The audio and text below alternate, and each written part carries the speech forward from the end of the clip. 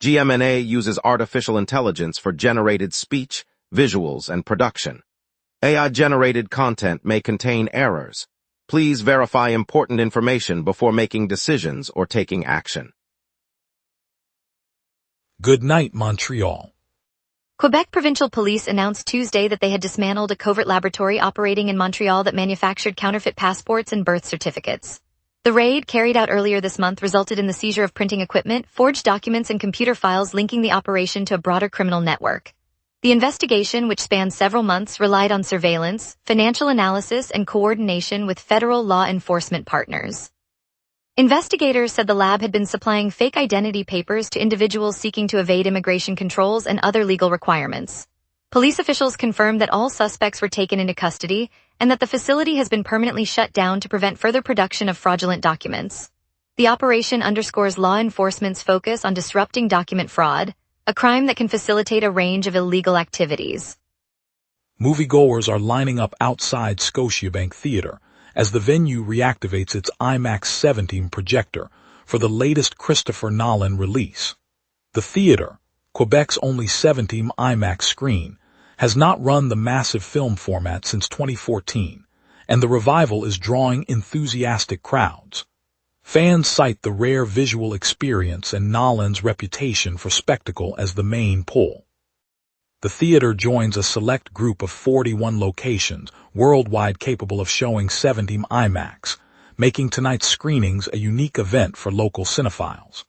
Organizers say the line stretches down the block, with people of all ages eager to witness the film as it was intended on the grand screen.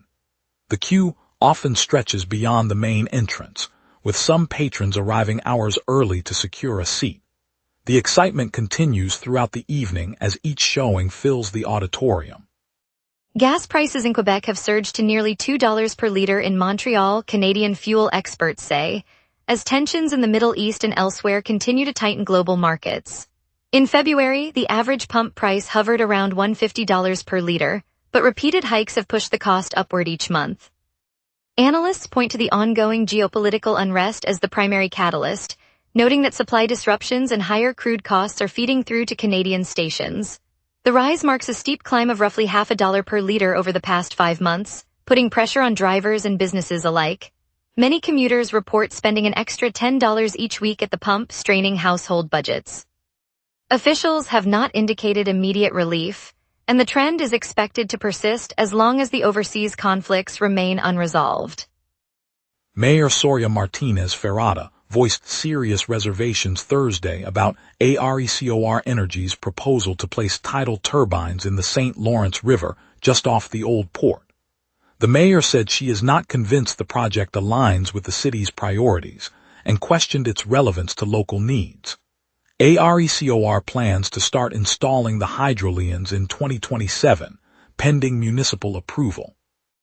Ferrada emphasized the need for a thorough review of environmental impacts and community benefits before any construction begins. The city will hold a public consultation later this year to assess the proposal's feasibility and to gather input from residents and experts.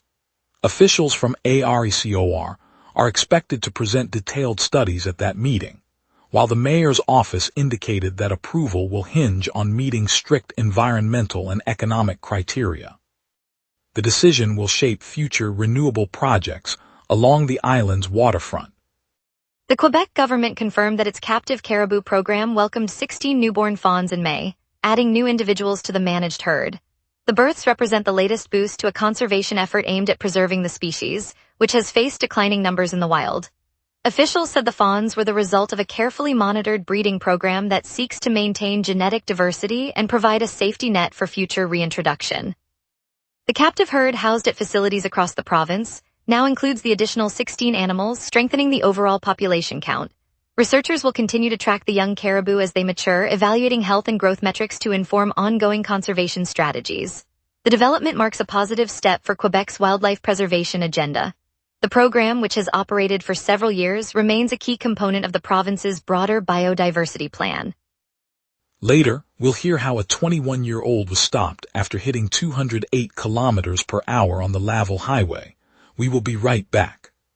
Watch the local sunset tonight at 6 p.m. for all your local Montreal news. Welcome back, everyone. That was a quick break. Stay tuned for the latest updates. Now let's turn to Rachel Reed for what's happening locally. Quebec Provincial Police say they intercepted a 21-year-old driver traveling at 208 kilometers per hour on a highway in Laval, a suburb north of Montreal, on July 21.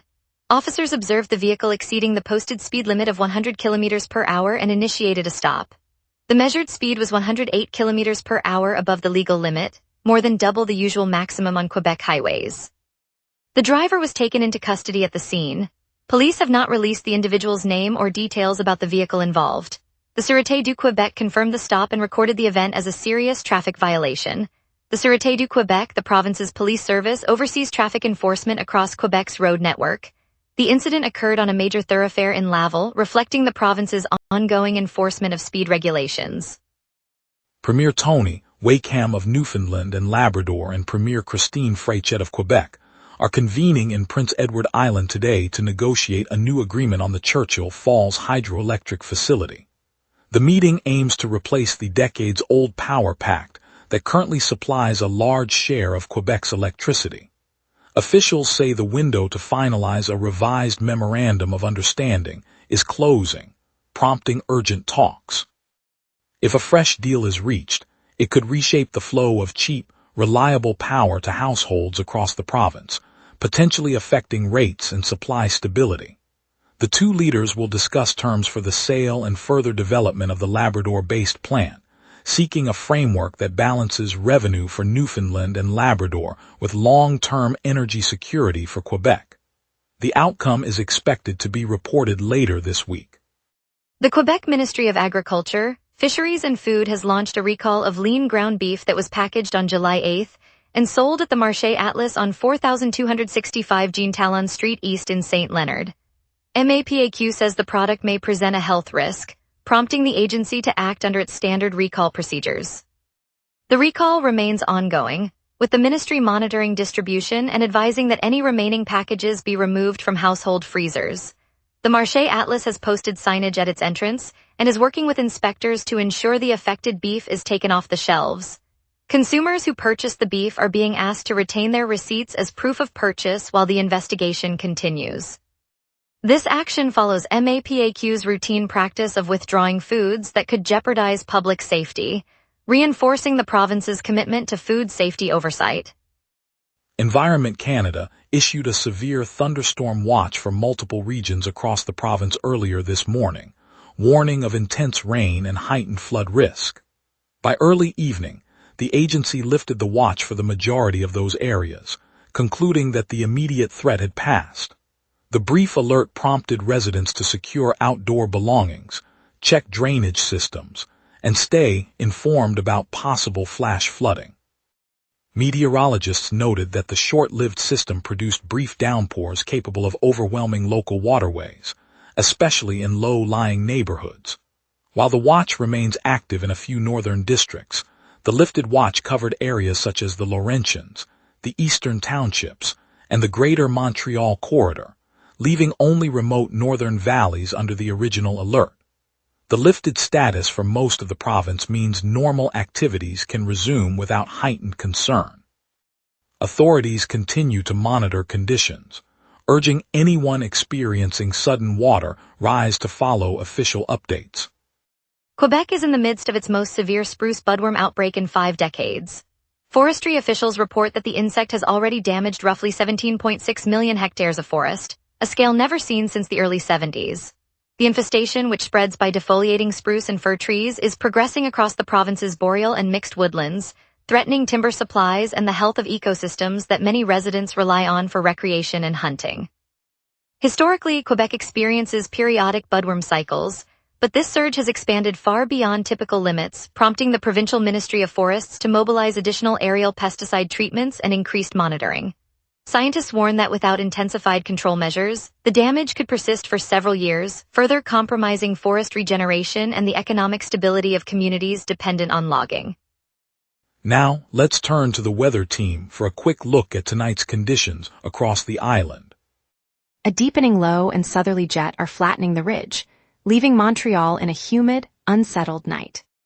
On this date, Montreal's all-time high reached 31.1 degrees Celsius in 2018, a blistering spike that rode the tail of a historic heat dome across the province. The record low of 13.7 degrees Celsius fell in 2025, when an Arctic blast slipped south behind a stalled front, plunging the city into an unseasonal chill. By contrast, today's climatological normal hovers around 23 degrees high and 19 degrees low, underscoring how today sits comfortably between those extremes. The live radar shows a clean swath of clear air over southern Quebec, with no echoes marching toward the island. With the low-pressure system still aloft but the jet stream pushing briskly from the south, the air mass remains stable and dry. That explains the quiet screen as we move through the night. I'll now shift focus to the overnight outlook. At 11 p.m. Montreal sits under an overcast sky, 20 degrees Celsius, humidity near 88%, and a low-pressure area that is falling. The southerly jet overhead streams at roughly 102 kilometers per hour, injecting moisture and keeping the air mass unsettled. Winds are blowing 15 kilometers per hour from the southeast, gusting up to 38, so it feels breezy. The UV index reads 4, though the sun has already set. No precipitation is expected through the night, and there are no active alerts.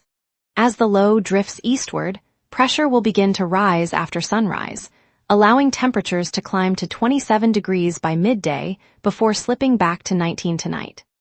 Looking ahead, Wednesday will break the weekend's calm with a high of 20 degrees and a low of 12, all under clear skies as the ridge rebuilds.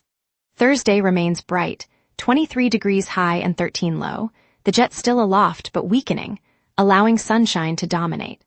Friday warms to 25 degrees with a low of 17, the lingering moisture from the southerly flow keeping clouds thin. Saturday introduces overcast conditions, 28 degrees high and 18 low, as the low-pressure system finally slides northward, thickening the cloud deck. Sunday caps the week with a clear sky, 29 degrees high and 18 low, as high pressure settles in and temperatures peak. And that's your weather. Remember, the wrap is also available as a podcast. Listen anytime on Spotify or wherever you get your podcasts. Up next, traffic updates, a look at today's events, plus the latest on the Habs opening season. We will be right back. Watch the local sunset tonight at 6 p.m. for all your local Montreal news. And now here's Jason with sports.